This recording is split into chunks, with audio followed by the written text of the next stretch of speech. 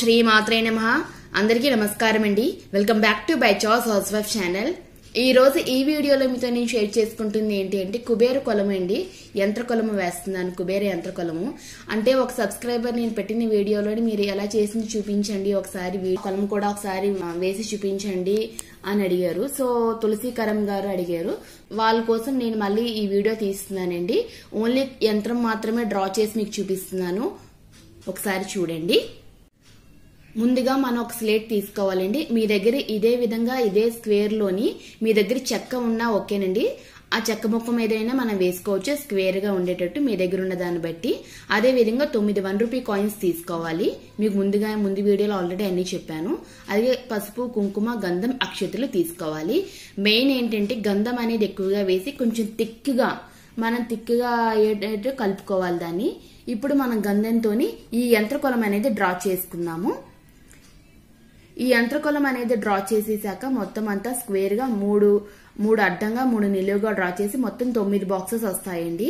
ఈ 9 బాక్సెస్ లో ఒక్కొక్క నెంబర్ అనేది వేసుకోవాలి. నేను రాసినట్టు అలాగా ఆ కొలం నెంబర్స్ అనేవి వేసుకోవాలి. ఈ కొలం నెంబర్స్ అయిపోయాక దాని మీద ఒక్కొక్క 1 రూపీ కాయిన్ అంటే సింహం అనేది పైకి కనిపిస్తున్నట్టుగా మనం పెట్టుకోవాలి. మీకు అది కూడా నేను చూస్తాను వీడియోలోని. దానికి గంధం పెట్టి కుంకుమ బొట్లతో పెట్టుకుంటామండి. అలాగే కాయిన్స్ ని కూడా అలంకరించుకుంటాము. ఆ విధంగా దాని మీద ఎరుపు కలర్ పువ్వు మాత్రమే పెట్టుకోవాలి. నేను ఎరుపు ఇక్కడ రెడ్ కలర్ రోజెస్ యూజ్ చేసుకున్నాను. మీరు మందారమైనా పెట్టుకోవచ్చు. సైజు సరిపోయేటట్టు చూసుకోండి. మరి మందారం పెట్టే స్పేస్ ఎక్కువ పట్టేస్తుంది. మామూలు ఏ రోజెస్ అయినా పర్లేదని ఎరుపు యూజ్ చేసుకోవాలి ఈ పూజకి. సో ఎరుపు పువ్వు 9 పువ్వులు తీసుకుంటాము. 9 పువ్వులు కూడా 9 బాక్సెస్ మీద నంబర్స్ మీద ఈ 9 పువ్వులు అనేవి పెట్టుకుంటాము. ఇప్పుడు మీకు ఆల్రెడీ చూపిస్తుందని ఈ రకంగా చేసుకుంటూ ఉండాలి. అదే విధంగా నెక్స్ట్ కూడా బియ్య పిండితో కూడా ఎలా వేయాలనేది మీకు ఇప్పుడు నేను చూపిస్తాను.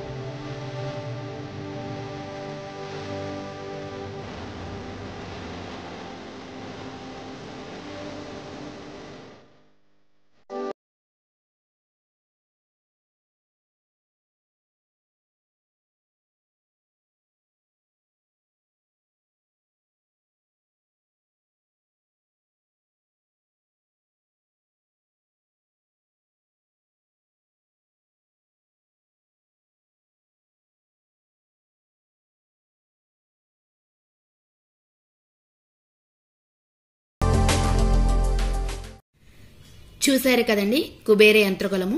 ఈ కుబేర యంత్రకులాన్ని మనం ఇలాగా స్వామివారి చిత్రపటం ఎదురుగా గాని లేదు అంటే స్వామివారి విగ్రహాన్ని ఎదురుగా గాని మనం దాన్ని పెట్టి 11 సార్లు నేను చెప్పిన శ్లోకాన్ని మంత్రాన్ని జపించాలండి. 11 సార్లు జపించాలి. ఇది 7 శుక్రవారాలు 7 మంగళవారాలు మనం చేసుకోవాలి. దీనికి ఉద్యాపన అంటూ ఏమీ లేదు. మీరు నిత్య పూజతో పాటు చేసేసుకోవచ్చు. అదే రకంగా మీ 7 వారాలన్నీ 7 శుక్రవారాలు 7 మంగళవారాలు కంప్లీట్ అయిపోయాక మనం వెంకటేశ్వర స్వామి గుడికి వెళ్ళి మీ పేరు మీద అర్చన చేయించుకుంటే మంచిది. ఈ వీడియో కనుక నచ్చితే ప్లీజ్ ఒక్కసారి ఈ మంత్రాన్ని మళ్ళీ జపిస్తాను, ఒకసారి వినండి. మంత్రం చదువుతున్నానండి. మనసవాక్య విమాన వరస్తికం గరుడరత్న నిభం నిధితాయకం శివశాఖ మురుదతి విభూషితం వరగాతం ధననాథం భజతింతిలాం. ఓం యక్షాయ కుబేరాయ వైశ్రవణాయ ధనధాన్యాధిపతే ధనధాన్యాది సమృద్ధిమేహి దేహి దేహి దాపయే స్వాహ. ఇలాగ ఈ మంత్రాన్ని 11 సార్లు చదవాలండి. ఈ వీడియో కనుక నచ్చితే ప్లీజ్ లైక్ చేయండి, షేర్ చేయండి, సబ్స్క్రైబ్ చేయండి. థ్యాంక్ యూ అండ్ నమస్తే.